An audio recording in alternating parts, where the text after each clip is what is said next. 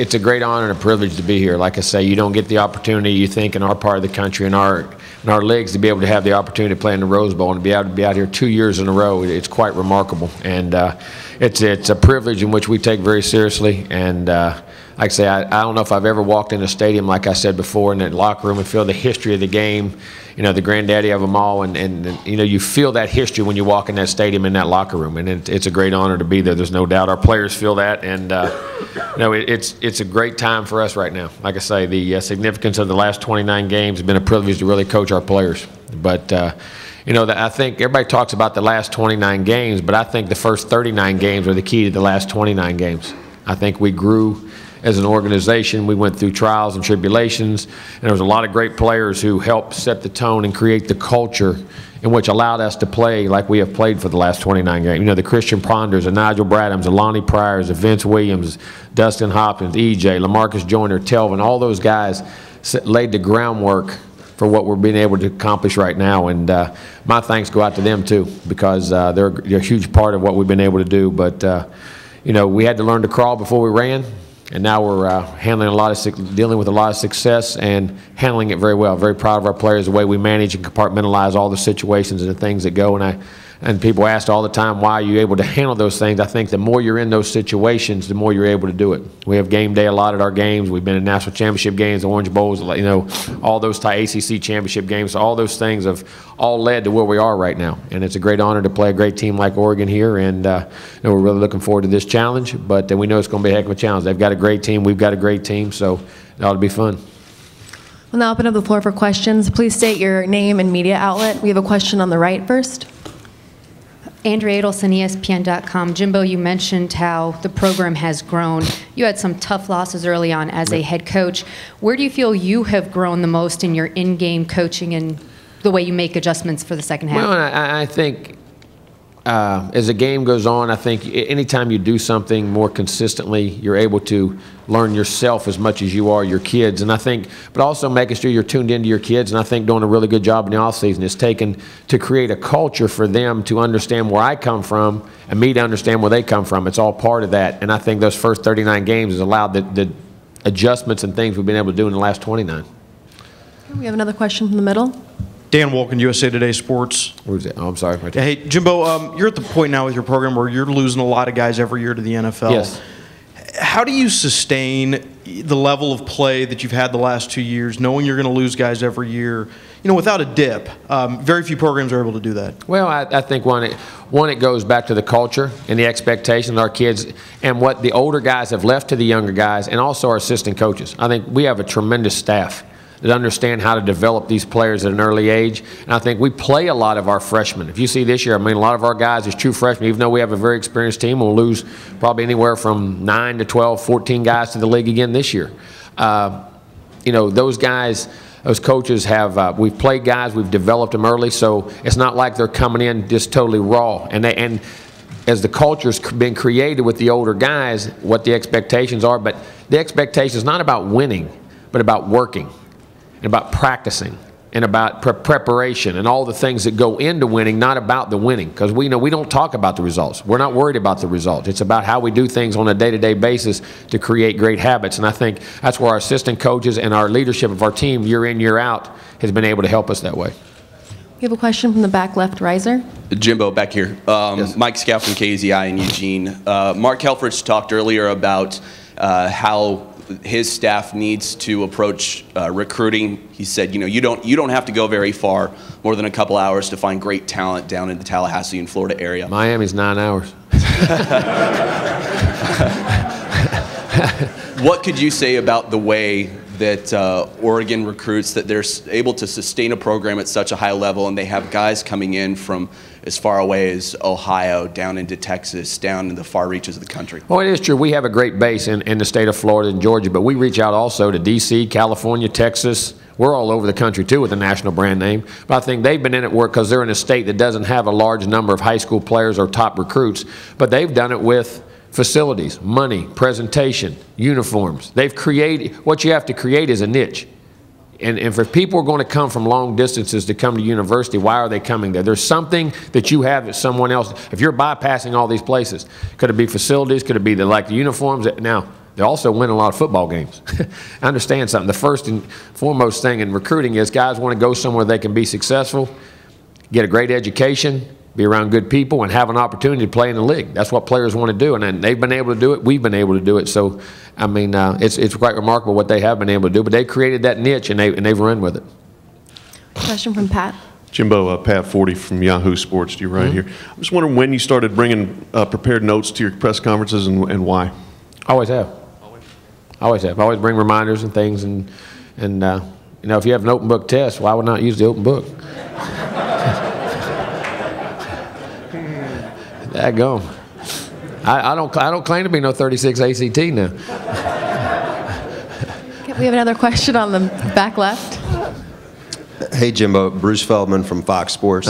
You've been around a bunch of quarterbacks who've gone on to the NFL. Beyond just a lot of film study, can you kind of elaborate on Jameis's football smarts and maybe him being wired a little differently than other guys you've had? I don't know if he's wired, what he sees. He can process what the great ones see.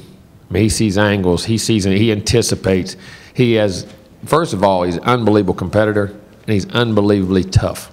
I mean, he'll stand there and take a shot right in the mouth and don't care. 310-pound guy running at him, he's going to stand there and take a shot because if it makes his team be successful, he's willing to do that. He's willing to sacrifice his body, his mind, everything for the team.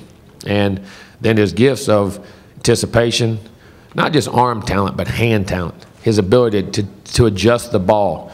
Like the great pitchers. They can throw it 98 and put it on the black. They can throw it 91. They can throw it 84. The placement, the understanding, sees angles, and just the game itself makes sense. And I can say, I don't know if I've ever been around a guy who, when he comes off, I've quit questioning what he does on the field or why he does it. Even when he does it wrong, he can come off and tell you exactly what he saw, what happened, and why it happened.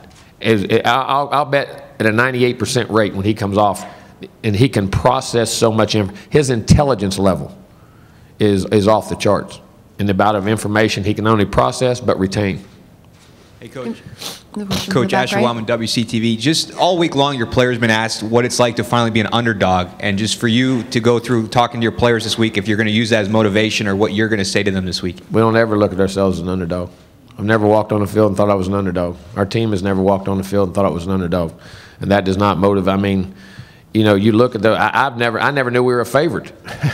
All those other games, I don't look at that. We look at ourselves as we got to go play well. We have a great opponent, and if we play well, we'll have success. And we don't really look at those things. I mean, and I know that may sound cliche, or you think we don't. We just play and control what we can control. Question from Dennis. Jimbo, Dennis.cbssports.com. Excuse me if you've been asked this before, but how do you prepare for a possible championship game while you're getting ready for this game? You have GAs looking at. Oh yeah, well you already have Ohio State and Alabama broken down, because when you get back, you got to hit the ground running. You have to prepare for that. If it doesn't, it doesn't. You know, and we'll have some great film to study in the off season. And but if it does, you got to hit the ground running with all your breakdowns and all those things ready to go. And we've broken both teams down, and that's why you have to have that support staff around and to get ready to roll. Question from the front right. Down to your right here. Greg Couch at Bleacher Report.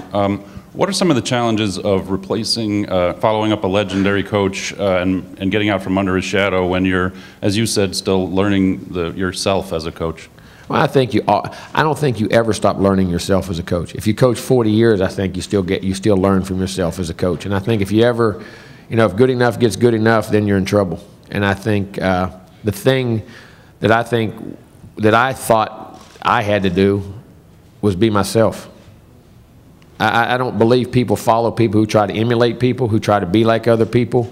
But a lot of my core values and traditions were from Coach Bowden years ago when I was around him. I learned from all the coaches I was under, and I've taken things that I've liked and disliked from everyone. But at the same time, I don't ever think when something happens, what would Coach Bowden do here, or Coach Saban do here, or Coach Miles do here, or Coach, I don't ever think like that. I think, what should we do? And I think you learn from people, but I think the key is you got to put your own stamp, your own personality on your own program. And if you do it with class and dignity, then, hopefully success will follow. Another question up on the right. Coach Mac Engel, Fort Worth Star-Telegram. Of all the things you've heard said and written about Jameis, what's the biggest misperceptions that you think people have about him? That he's selfish, that he's a bad guy. He's an unbelievably kind-hearted person. I had a guy the other day, he lived. He had a little house in the neighborhood where he lived. You know, him and a couple people lived, and the neighborhood kids. The Saturday before we were reporting on Sunday, the day of the Heisman, matter of fact, because he finished up an exam on Friday night, and we had practice on Sunday, so he had that one-off day. You know, he spent it for an hour and a half or 2 hours playing backyard football with about 12 kids in the neighborhood. I mean, the guy is such a kind-hearted people guy. He loves people. He loves to be around people, not from a standpoint of, I'm Jameis Winston. He generally likes people. He's fun to be around. He's genuine. He's honest. You know, he's just a good guy. He really is. Another question on the right. Chuck Carlton, Dallas Morning News. Jimbo, you've been through an awful lot of close games, much more so than the year before.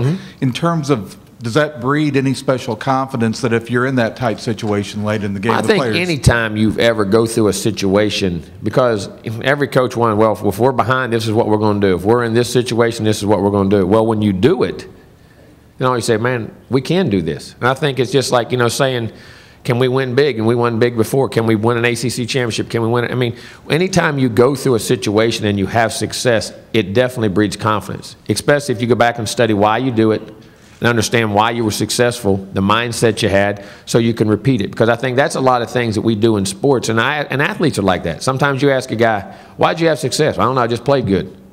Well, man, let's go back and think why you played well. You know, how did you prepare? How did you think? How did you sleep? How did you eat? How much film did you watch that week? You know, and you try to get guys to repeat performance, because that's what athletics is about, consistency. And I think anytime you get in those situations, study why you had success, remember the mindset, remember the temperament, and then try to duplicate it if you have to. Another question from the back left. Gene Williams, warchant.com. Coach, Jalen Ramsey, I heard, was a little under the weather. What's his status today going into the game? Oh, he'll be fine. He'll be fine. He had a little bug, and we held him down and gives him a good chance to rest. So he'll be ready to go. We have a question from the right. Jimbo, Jeff Fischel from the ACC Digital Network. Now you've spent 3 weeks looking at Oregon on tape, prepping for them. Obviously, they have a fantastic quarterback, but what else? What are the other couple of things that really impressed you most? Well, that's the thing. I mean, I say this. I mean, Mariota is Mariota. I mean, Marcus is tremendous. One of the best college football players ever. I mean, the guy's tremendous. But they have a great offensive line. They're very dynamic in the backfield. They have great speed outside. On defense, those ends and defensive outbackers are long, 6'6", 6'7" guys, very physical. Nose guards, very physical. The backers play downhill very good as far as being able to take on the run. They read very well, get back and pass. The corners can run. There's very few holes and weaknesses. Special teams, they cover because they're so athletic and can run. I mean, they're a complete football team. I mean, they really are. And people say, what are you going to do to have success? Because you have to play well in all three phases for 60 minutes. I mean, that's going to be the key, because they do not beat themselves. They take care of the ball. And they're a very good, very well-coached football team. You have a question from the middle?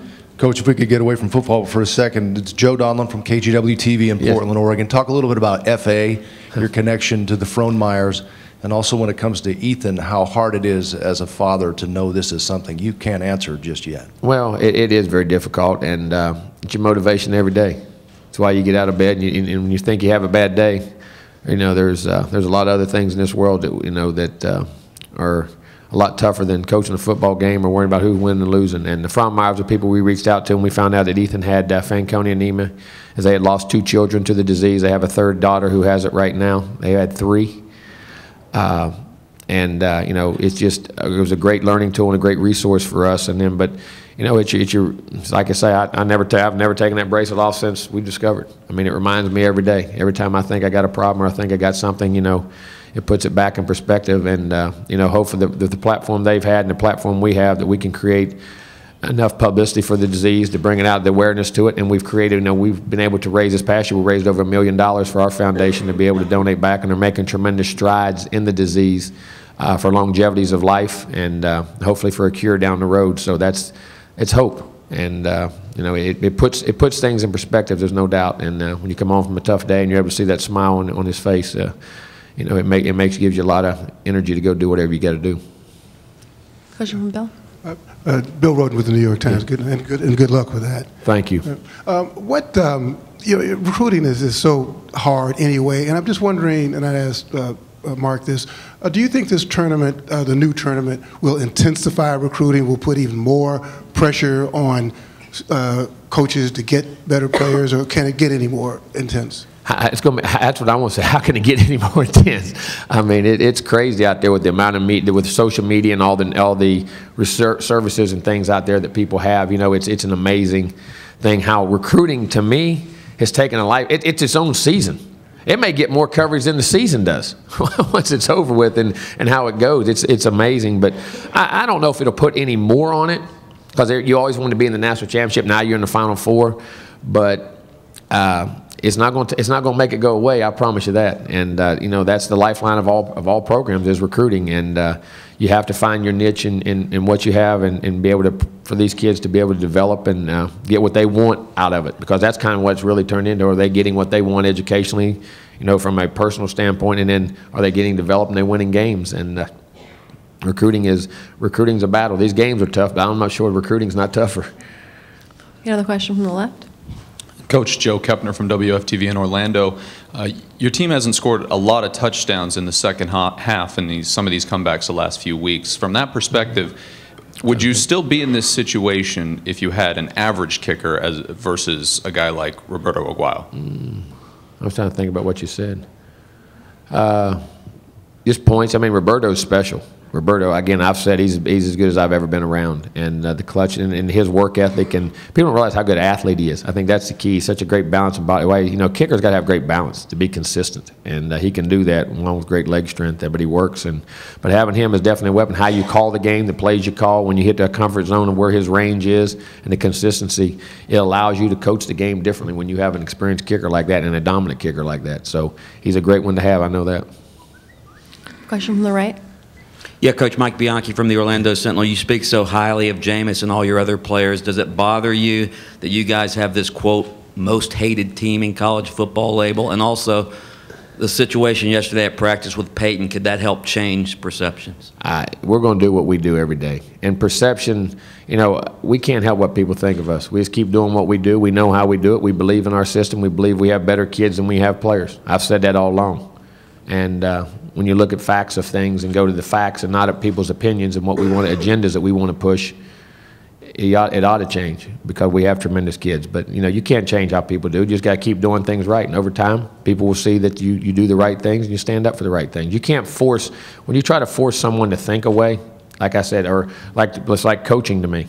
If I try to be somebody I'm not, it doesn't work. We're going to continue to do things the right way, the Florida State way, and we believe that's definitely the right way and be good people, and time we'll see. Any other question from the right? David Fox with Athlon Sports. Just to follow up on the question about preparing for a potential next game, would you have that available to you, like on the flight back? How would you start to delve into it? Technology today, you can watch the game and you can pull up an iPad or your computer right there and be able to watch cut-ups or the team games or whatever you need to do on the way back. Yes. The question from the left. Coach Nick Moyle, National Sports Journalism Center.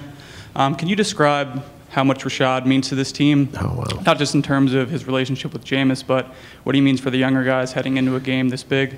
I say he's so much, and I hate to use it because the guy was an icon, but he's like Derek Jeter to me. All the guys behind the scenes watch what he does, how he carries himself, and you know, he doesn't need the limelight, he doesn't need the media, but every big moment, every big situation, he's always the guy making plays, and it's in significant parts of the game or big games. And you know, he just says, well, okay, you want to talk to me, okay? If you don't, I won't. And he's not a real vocal guy. I mean, he says it quietly. Now, 2 or 3 times in games this year when he thought he had to speak up, he did. He's kind of the guy, whatever I have to do for our team to be successful, and he's a tremendous student, person. I mean, he's just the epitome of, to me, what, you know, if he's your son, what you want him to be and how he carries himself. I mean, he's just an unbelievably class act and to go along with a tremendous player. I can't say enough good things about him. Another question from the back left. Hey, Jimbo, Bruce Feldman. The 4 coaches in the playoffs, you, obviously the other 2 guys in the Sugar Bowl, won national championships. Mark taking over a program as a first-time head coach, something similar to what you've had to do on a big stage at a major program. What impresses you most about what he has done there with the transition? That, you know, Mark seems to be himself too. I don't see him trying to be Chip Kelly or Mike Bellotti or anybody else. I see him, you know, being Mark, and he was always a tremendously successful coach, and I think that's why he's probably having success, because he is being himself. But to be able to keep that consistency and block it out, and you know, take him to, you keep pushing the heights and pushing them toward their first national championship. And it's been tremendous what he's been able to do. But I see Mark just being Mark. I see him being comfortable, as I say, comfortable in his own skin. We have another question from the left. Jimbo, Ryan Wayne, KTVZ in Bend. What do you feel is the biggest advantage your team gained from playing in this game a year ago? Well, I think from this point of it, handling all the media, the expectation of how you got to act, what you got to do, when you got to be here, your time constraints and how you pull back and how to manage your time. And then I think familiarity of being in that stadium, I think it definitely helps. I mean, I know they were in it too and have familiarity, but we do too. And I think anytime you go somewhere that at least you've been there and you've had success, it brings back good memories, and I think it puts you in a good mindset. Do we have any additional questions? One right there. Ralph Rousseau, Associated Press. Jimbo, playing off of a question you had a little earlier, do you get a little tired of having to defend this team, be it character, be it the resume and the quality of the wins, as opposed to it being celebrated for it's what it has accomplished? Not really. I mean, I hate it for the kids as far as if they have to answer those questions. But as a coach, that's part of it. I mean, it's part of the business, whatever is out there. I hate it for the kids because I know how good of kids they really are and that what they've accomplished. I mean, what is it, the second or third longest win streak in the modern era for college football? I mean, the record's 34, and I think it's second, right? Am I right? And since 1970? Something like that. I mean, what they've been able to accomplish and what they've been able to do in a great conference and big games and big moments. I mean, we've won 14 in a row at home. We've won 18 in a row away from home. So, I mean, it's what they've been able to accomplish is tremendous. And, when I look back at it, it will be. But sometimes they may grow as people from this, very much so, because, as you say, everything in life isn't fair. And what I mean by that is what you think is right, it doesn't matter. You have to keep doing what's right. And that's where I think you have to test your core beliefs of how you go about your business, that you do things right, whatever people say. And if you continually do them right, people will see that you're a class act. We'll take two more questions, one on the back riser. Jimbo, Warren Williamson, Oregon Duck Football News. Mark he enjoys practice and he likes the kids to have fun. Tell me about what you guys do at practice. What do you do? Maybe something you did this week that was fun and maybe showed your sense of humor a little bit. Played football.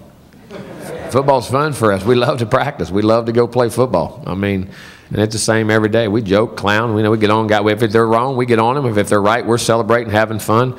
I mean, we have a lot of fun at practice. I mean, like joking, clowning. I mean, there's nothing, any one particular thing. We don't draw it up that way. We just take the days as they come and handle it. Okay, we have a question on the left.